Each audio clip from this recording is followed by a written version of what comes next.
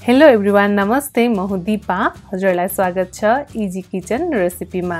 आजको रेसिपीमा मैले हजुरसँग शेयर गर्नको लागि एकदमै छिटो बनेर तयार हुने एकदमै थोरै सामग्रीमा बन्ने यो गर्मी महिनामा सबैको एकदमै फेभरेट कोल्ड कफीको रेसिपी लिएर आएकी छु। त्यो पनि एकदमै थोरै सामग्री, मात्र 3टा सामग्रीको प्रयोगबाट हामीले यो कोल्ड कफी बनाउने छौं।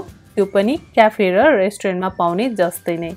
एकदमै सजिलो यो कफी बनाउन सुरु गरौँ। यो कोल्ड कफी बनाउनको लागि मैले यहाँनिर एउटा ग्लास लिए, जसमा चाहिँ हामीले कफी र चिनी सजिलैसँग फिट्न सक्छौं। त्यसैले हजुरले पनि कुनै पनि यस्तो भाँडा लिनु होला, कप, कचौरा, ग्लास, जसमा चाहिँ यो हजुरले सजिलैसँग कफी र चिनीलाई फिट्न सक्नुहोस्। अब भने मैले ग्लासमा राखे 2 चम्चा कफी, 1 चम्चाले नापेर ठ्याक्कै 4 चम्चा चिनी, कफीको ठ्याक्कै डबल चिनी राखे। त्यसैगरी 1 चम्चाको ठ्याक्कै 1 चम्चा मनतातो पानी राखे। यसरी यो कफी घरमा बनाउँदाखेरि हजुरले कतिको सामग्री लिनुहुन्छ, धेरै या थोरै, त्यसको चाहिँ मेजरमेन्ट घरमा भएको एउटा कुनै पनि भाँडा युज गरेर राम्रोसँग गर्नु होला। राम्रोसँग मेजरमेन्ट गरेर बनाउनु भयो भने चाहिँ हजुरको कफी एकदमै राम्रो बन्छ। कफी र चिनीलाई कपमा हालिसकेपछि एउटा चम्चा लिने, भिडियोमा देखाए जस्तै यसलाई राम्रोसँग फिट्दै जाने।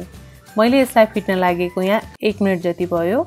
यहाँनिर देख्न सक्नुहुन्छ हजुरले भिडियोमा चिनी हल्का मेल्ट हुँदैछ र कफी पनि यहाँ फिटिँदैछ। हामीले अब यो सेम प्रोसेस नै यसमा दोहोर्याउने। यसलाई यसरी नै बिस्तारै चम्चाले फिट्दै जाने। हजुरले यहाँ भिडियोमा देख्न सक्नुहुन्छ यसरी फिट्दै गर्दाखेरि यसको टेक्सचर पनि चेन्ज हुँदै गइरहेको छ। यहाँ चाहिँ हजुरले देखिराख्नु भएको छ मजाले क्रिमी खालको टेक्सचर आइसकेको छ, तर चिनी चाहिँ हल्का मेल्ट हुन बाँकी नै छ।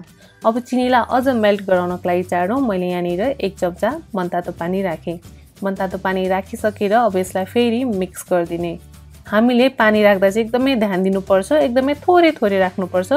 धेरै पानी पर्यो भने चाहिँ यसको यस्तो क्रिमी खालको टेक्सचर चाहिँ आउँदैन। मैले यहाँनिर यसलाई फिट्न लागेको लगभग 5 मिनेट भयो। 5 मिनेट चाहिँ यसलाई मैले यहाँ लगातार फिटेँ। अब भने हाम्रो एकदमै क्रिमी टेक्सचरको यो कफी बनेर यहाँ तयार भइसकेको छ। अब यो तयार भएको कफीलाई हामीले कोल्ड कफी बनाउन सुरु गरौँ। त्यसको लागि मैले यहाँनिर एउटा ग्लास लिए र मैले यहाँनिर थोरै लिएकी छु डेरी मिल्क मेल्ट गरेको। यो चाहिँ टोटली अप्सनल हो। यदि हजुरलाई मन पर्छ भने राख्नुहोस्, मन पर्दैन भने नराख्दा पनि हुन्छ। मैले भने यो डेरी मिल्कलाई मेल्ट गरेर हल्का यो ग्लासहरूलाई सजाउनको लागि लिएकी हुँ। यस्तो चाहिँ क्याफे रेस्टुरेन्टहरूमा सजाइन्छ चकलेट सिरपले या यसरी चकलेटले। हजुरले यो लिन सक्नुहुन्छ, मन लाग्छ भने, मन नलाग्यो भने यसलाई स्किप गर्दा पनि हुन्छ, खासै फरक पर्दैन यसले। यतिको चकलेट ग्लासमा लागिसकेपछि अब भने हामी कोल्ड कफी बनाउनको लागि यसमा राख्छौँ आइस।